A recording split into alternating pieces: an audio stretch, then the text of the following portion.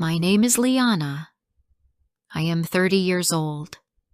I live with my husband Mark and our son. Our son's name is Leo. He is 4 years old. We live in a small apartment in a quiet street. The apartment has 1 bedroom, 1 small living room, and 1 kitchen. It is not big, but it is our home. We do not have many things, but we take care of each other. My husband Mark worked at a construction company. He worked hard every day. He carried heavy boxes. He fixed walls. He worked in the hot sun and in the cold rain. He did not earn much money, but his job was stable. His salary helped us pay the rent, the bills, and food for the week. We did not have extra money for new clothes, or for trips, or for fun things, but we were a simple family. We wanted peace, not luxury. Mark always told me that he wanted to give me and our son a better life one day. He wanted a better job. He wanted more money. He wanted to feel proud as a father and husband. I always told him he was already a good man. I told him he was enough. But inside, I also wished for a little more comfort. I wished for a nice dress. I wished for a small cake for my son's birthday. I wished for a little freedom from worry. One evening, Mark came home with a big smile.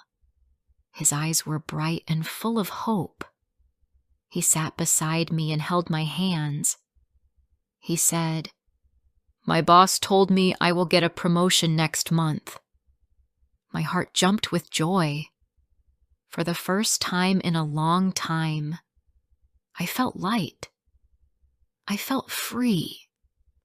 I felt happy. I imagined our life with a bigger income. I imagined a small celebration for Leo.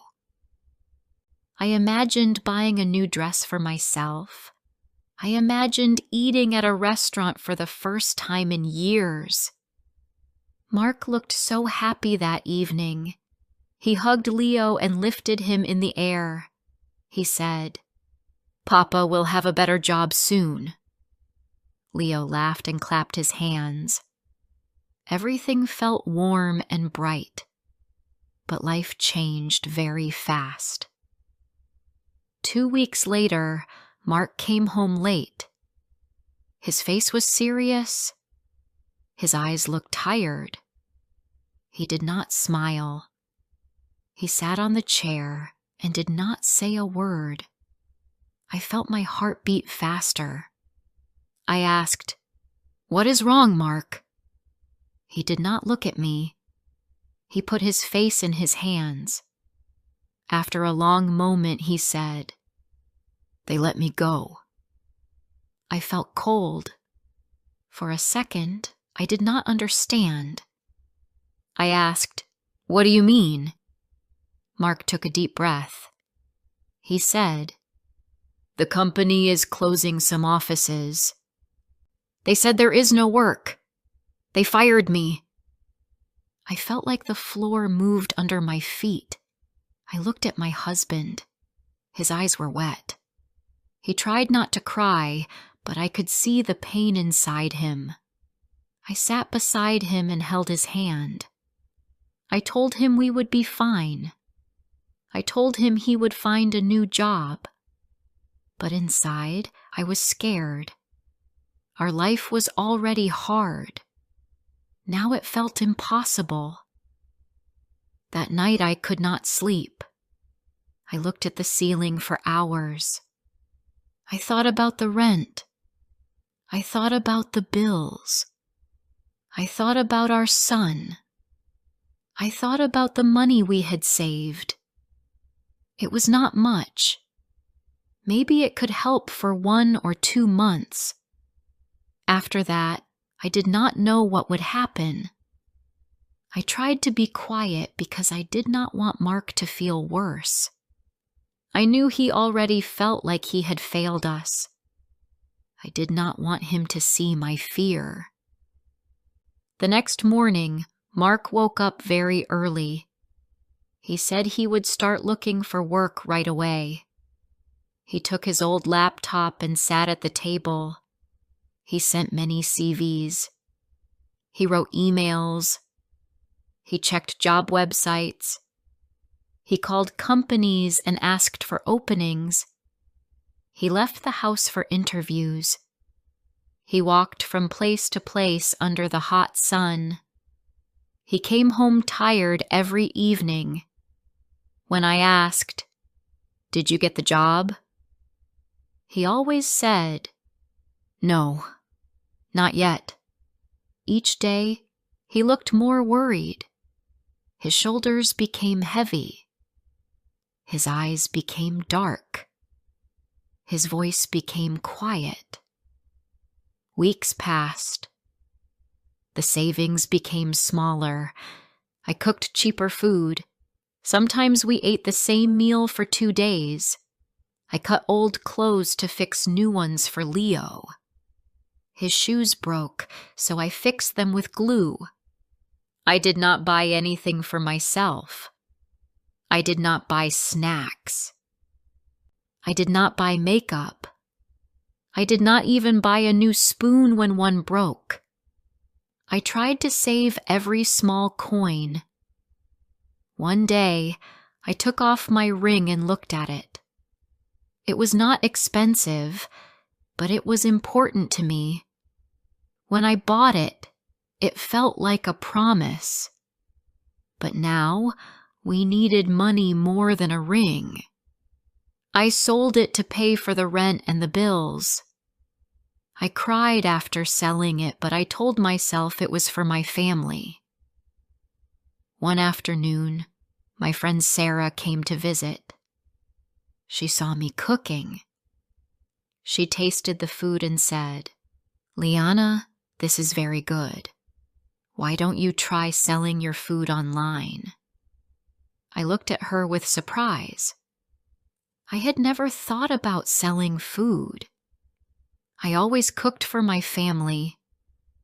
I never imagined cooking for other people. Sarah told me she had seen other women selling homemade meals online. She said it could bring a little money. That night, I told Mark about the idea. He looked upset. He said, "You do not need to work. You already do too much. I will find a job soon. Do not worry about money."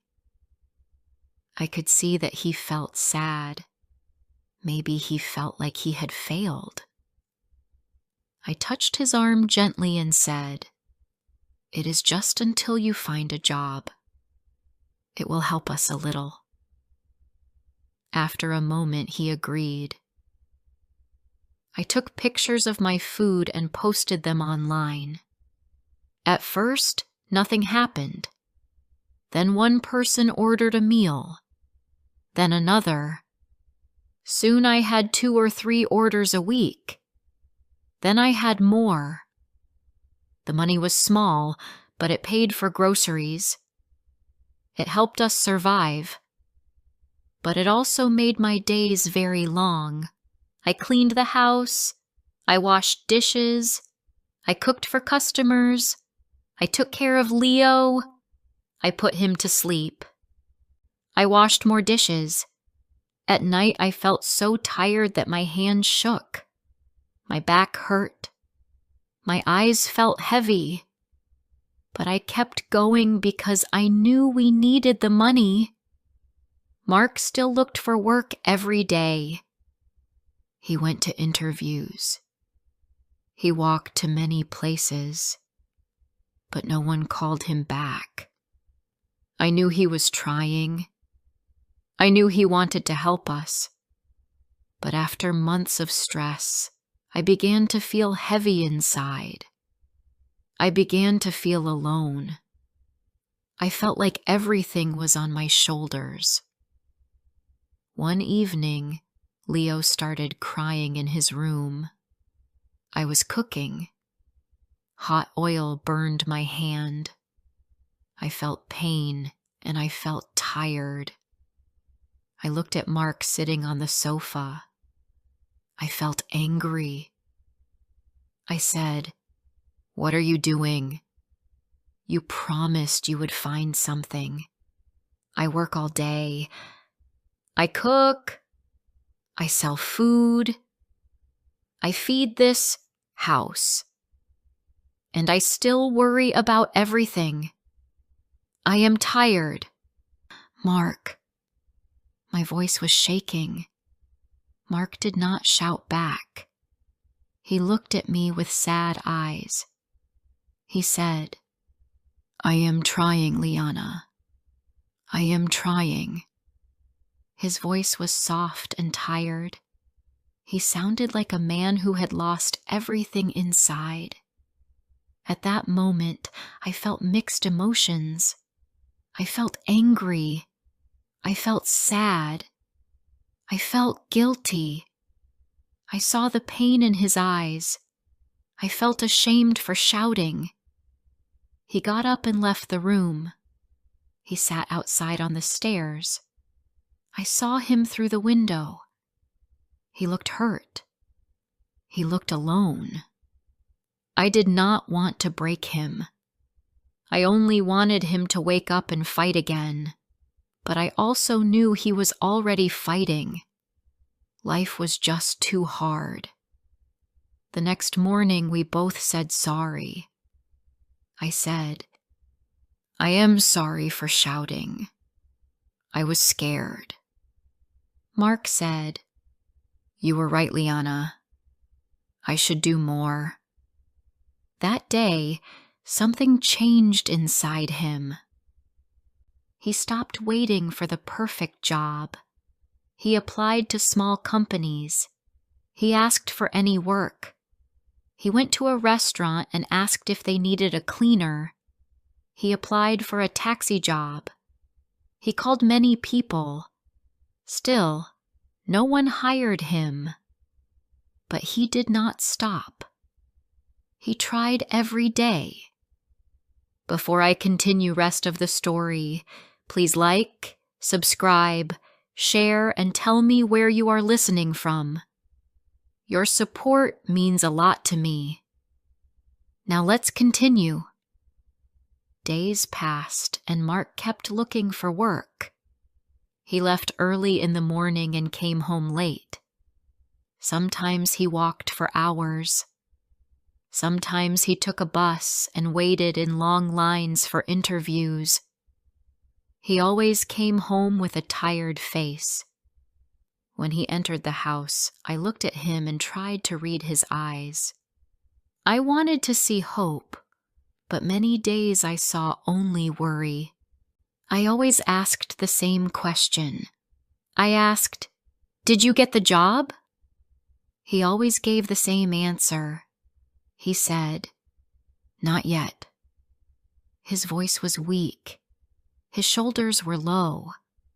I could see that each no hurt him more than the last.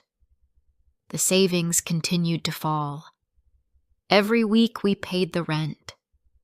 Every week we paid for food. Every week the number in our bank account became smaller. I counted money many times a day. I counted coins. I counted notes. I counted every little thing. I tried to plan the whole month. I tried to see how long we could survive. Sometimes I sat in the kitchen with my head on the table and closed my eyes. I felt tired all the time, but I had to stay strong. I had to be calm for my son. I had to support Mark. I had to keep the house going. My food business helped, but it was small. Some days I got many orders. Some days I got none. I woke up early to prepare breakfast for my son. Then I cleaned the house. Then I cooked for customers. I packed the meals and sent them out. When a customer liked the food, they ordered again. When a customer did not like it, they did not come back. I did my best to make good food. I wanted every meal to be tasty and clean, but I also felt tired. I did not have time to rest.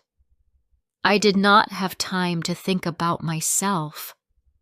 I did not have time to breathe. One afternoon, I stood in the kitchen and looked at my hands. They were dry from washing dishes. They were red from hot pans. They looked older than my age. I felt sad. I felt like I was losing a part of myself. But I told myself that this was for my family. I told myself that it would not be forever. I told myself that Mark would find work soon. That thought helped me stay strong. Mark tried many different jobs. One day, he went to a small workshop. They needed a helper. But when he told them he had worked in construction, they said he was too experienced. Another day, he went to a shop to ask about cleaning work. They told him they wanted a woman for the job. Another day, he went to a hotel to ask about night shifts. They told him they already had enough workers. Every time he came home, I saw how his hope slowly faded. One evening, we sat at the table after dinner. Mark was quiet. I was quiet too. The room felt heavy. I did not know what to say. Mark looked at me and said, "Do you think I am useless?" My heart broke when I heard that. I moved closer to him and held his hand. I said, "No, you are not useless. You are trying. We are a team." He looked down. He said, "A man should take care of his family, but you are working more than me." I told him, "I am doing this because I love you. You are my husband. We are fighting this together." He nodded softly, but I knew he still felt bad. I could see it in his eyes. 2 months passed. The stress grew in our home. Our son Leo was still young, so he did not understand what was happening. But sometimes he looked at us with confused eyes. He saw us tired. He saw us quiet. He saw us worried. He often came to me and said, "Mama, are you okay?" I smiled and told him yes, even when I wanted to cry. I did not want him to feel scared. One night I got a call from the landlord. He said we were late with the rent. I told him we would pay in a few days. After the call, my hands shook. I felt pressure in my chest. I knew we had no money left. I knew we had 1 or 2 days to fix the rent. I cooked dinner, but my mind was full of fear. Leo began to cry in his room. Oil in the pan spilled on my hand, and it burned me. I felt pain. I felt tired. I felt lost. Mark walked into the kitchen. He looked at me. I felt something inside me break. I said, "Mark, what are you doing? You said you would find a job. I work all day. I cook. I sell food. I take care of everything. And I am still the one worrying about money. I am tired." My voice was louder than normal. My chest was tight. My eyes were wet. I felt like I had carried too much for too long. I felt like I was falling. Mark stood still. He did not move. He did not shout back. He looked at me like a man who had no more words. He said, "I am trying, ELena. I am trying every day." His voice was soft and full of pain. He looked at the floor. His whole body looked tired. I felt angry at the situation, not at him, but he felt the anger as if it was his fault. After a moment, he walked out of the room. He opened the door and sat on the stairs outside. I stood in the kitchen and looked at the door. I felt guilty. I felt sad. I did not want to hurt him. I only wanted help. I only wanted support. I washed the dishes slowly. Through the window, I saw Mark sitting on the steps. He looked alone. He looked like he was carrying a heavy weight. I wanted to go to him, but I felt too tired to move. I finished the dishes and checked on Leo. Then I sat in the living room and cried quietly. Life felt too hard. The next morning, Mark came to me and said he was sorry. I told him I was sorry too. I told him I was scared. He touched my arm and said, "I know." I looked into his eyes. I saw pain. I saw fear. But I also saw love. He said, "You were right yesterday. I should do more. I cannot wait for the perfect job now. I will take any job I can find." Something inside him changed that day. I saw it. He looked more serious. He looked ready to fight again. Mark started looking for every kind of job. He did not care if the job was small. He went to a restaurant and asked if they needed a cleaner. They took his number but did not call. He went to a shop and asked if he could help. They told him they would think about it. He went to a taxi company. They asked him to fill a form. He tried everything. Every morning he woke up early. He washed his face. He dressed quickly. He left the house with hope. And every night he came home tired, but he still tried the next day. I saw him changing. He was not the same man who sat silently on the sofa months ago. Now he stood with more strength.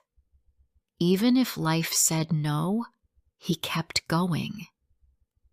He gave me a small smile every night. I gave him a small smile back. Slowly, the fear inside me became smaller. It did not disappear, but it became lighter. I felt like we were fighting together again. One night, he came home with a small bag of fruit. He said he used the last money in his pocket because he wanted Leo to have something sweet. Leo laughed with joy. I looked at Mark and felt warm inside. Even in hard times, he wanted to make our son happy. Even without a job, he still tried to give something. I felt love for him. I felt respect. I felt hope. But life was still hard. The next month was the same. Mark tried. I worked. We both waited for one small change. We both waited for one good day. We both waited for one yes. Every night I prayed for something good to happen. One morning, Mark woke up early. He looked tired but ready. He said he had one more interview. He said it was at a small factory outside the city. He did not look excited. He looked scared. He said, "What if they say no again?" I touched his hand and said, "Go. Mark, try one more time." He took a deep breath, wore his old coat, and left the house. I waited at home. I cleaned the kitchen, but my hands felt weak. I checked my phone many times. I looked at the door again and again. I prayed for good news. I wanted one good moment for our family. After 3 long hours, Mark came home. His face looked empty. My heart fell. I thought he did not get the job. I walked to him slowly. Then he looked at me and smiled. It was a small smile, but it was full of hope. He said, "They gave me the job. I start next week." Tears filled my eyes. I felt light for the first time in months. The job did not pay much, but it was honest work. It meant we could breathe again. I hugged him and said, "We will make it work." Mark held me close and said, "Thank you for not giving up on me." Life did not become perfect. We still counted money. We still checked prices. I still cooked for customers, and Mark still learned new tasks at the factory. But now the weight was shared. We talked more. We smiled more. We felt like a team again. Our small home felt warm once more. Hard days taught us something important. We learned that love and support can keep a family strong, even in dark times. Thank you for listening to this story. If you enjoyed this story, please like the video and subscribe to English Medium Stories. Stay with us for more classic stories in easy English.